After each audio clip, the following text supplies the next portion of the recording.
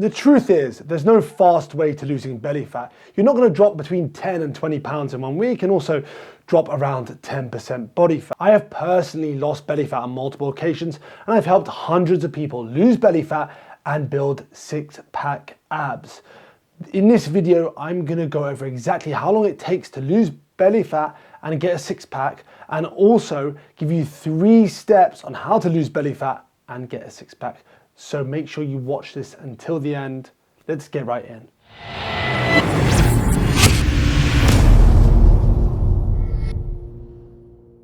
First, I just want to say there's no magic tricks, there's no magic supplements, and there's definitely no magic diet. It takes time to lose the belly fat and get six-pack abs. You'll have to get your body fat around 10% to really see those abs popping. And before you ask, 10% is a sustainable level of body fat. I'd say between 10 and 12 is a sustainable level of body fat and doesn't require too much in terms of restriction to maintain that. So before I get right into exactly how those 3 steps on how you're going to get those six-pack abs and lose the belly fat, I just want to talk you through roughly how long it takes, just so you start with some realistic expectations. I was going to put something together myself, but as you can see on the screen, I found this very useful chart by Legion Athletics. So that's by Mike Matthews from Legion Athletics. And before you actually use this chart, you can work out your rough body fat level using the calculator I put in the description below and the one you can see on screen now. Now back to the chart. Men, you can find your body fat using the pale yellow shaded areas. Say your current body fat is 20.5%. Specific, I know, but let's say you want to get to 9.7%, well, just below 10% in general. It's going to take you, according to this chart, roughly 23 weeks, and that is a realistic time frame to go for, well, drop around 10% body fat. Obviously, this is a very rough idea, but this gives you an idea. And you can use this chart to work out exactly where you are now and roughly how long it will take to get you where you want to be. Now, back to the example. What do you do over these 23 weeks? Step 1, you want to lose the body fat. And how do you do that? You can't spot reduce. You can't just do crunches and expect the belly fat to just fall off. That's not possible. But what you can do is you can enter a deficit. A calorie deficit means you're going to lose fat. You lose fat from everywhere, but the abdominal region might be the last place. So that belly fat might be the last place it comes off, because the belly fat actually has more stubborn fat cells. So it might take a bit more time to shift, but that's completely fine. Like we said, roughly 23 weeks to go from 20.5% body fat to 9.7% body fat. That's rough, like I said, and it's obviously all body fat measurements are rough, but it just gives you some sort of numbers to monitor and to play around with as well. But you'll know by looking in the mirror when you're down, when you're that lean, when you can see your abs popping, you see your belly fat pretty much gone.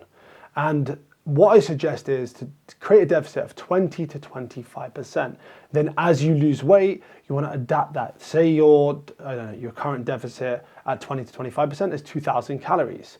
Then you lose weight, then you want to adapt, then you've got a new maintenance, so you have a new deficit as well. So you need to make sure you're updating that as well. You can use an app like MyFitnessPal. You can use an online calculator, which I actually recommend, and using the Mifflin St. Jean formula to work out your BMR, then times it by your activity level. That's how you work out your calories.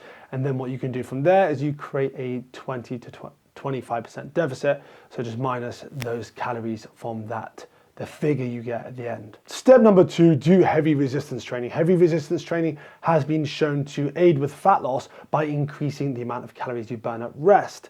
So by heavy resistance training, I mean heavier than last time, and sticking between, well, most of your sets within 8 to, I'd say even 6 to 15 reps, making sure that you're 1 to 3 reps shy from failure. Anyway, my full kind of prescription for how to train, etc., is in other videos, but just specifically for this video, let's look at a 2021 study which actually showed that resistance training alone can help you burn body fat. That's just resistance training with no cardio compared to someone that's not resistance training.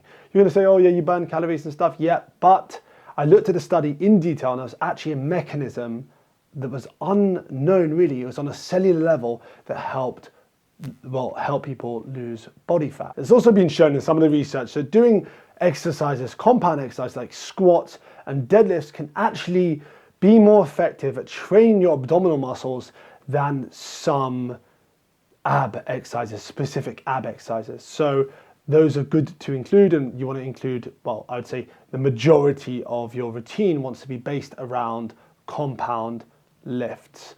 And if you want my recommendations on cardio and how to include cardio into resistance training, watch the latest video I've done. Step 3, you want to select the right ab and core exercises.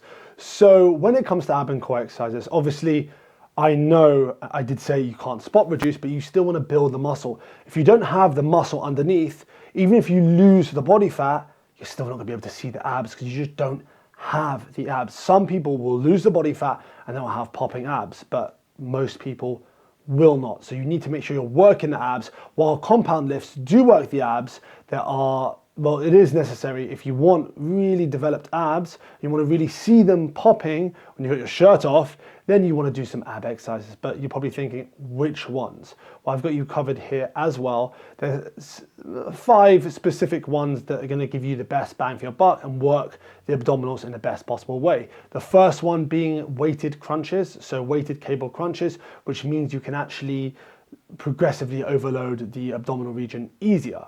And then 2, I would say hanging leg raises are good for working the lower abdominals. And 3, a plank, an extended plank is going to really help you work the abdominals better than just doing a normal plank. Then next, the ab rollout. The ab rollout is going to be really good for stretching the abdominal region, also getting a maximal contraction on the abdominal region and just helping you develop it overall. And then the final one, we are looking at the bicycle crunch. You may be thinking, oh, I can do loads of those, but really focus on contracting your obliques. It's going to really hit the obliques and the muscles down the side of your abdominals. And the main point is with these exercises is not to just do them. You need to make sure you're doing them, but you're progressively overloading them, doing 1 more rep a week extra, or a few more reps, doing more weight on stuff like the cable crunches. So all those things are going to help you build abdominals, build the muscle underneath, and when you do lose that belly fat, you're gonna see your abs popping. Putting those 3 steps together, you're gonna lose your belly fat and build rock hard abs. So if you enjoyed this video, make sure you hit that like button, hit that subscribe button, and hit that bell notification to be alerted as soon as I post another video. If you want more information about building muscle and losing fat, head on over to my Facebook group and join that Facebook group for free. Until the next video, keep pushing those limits.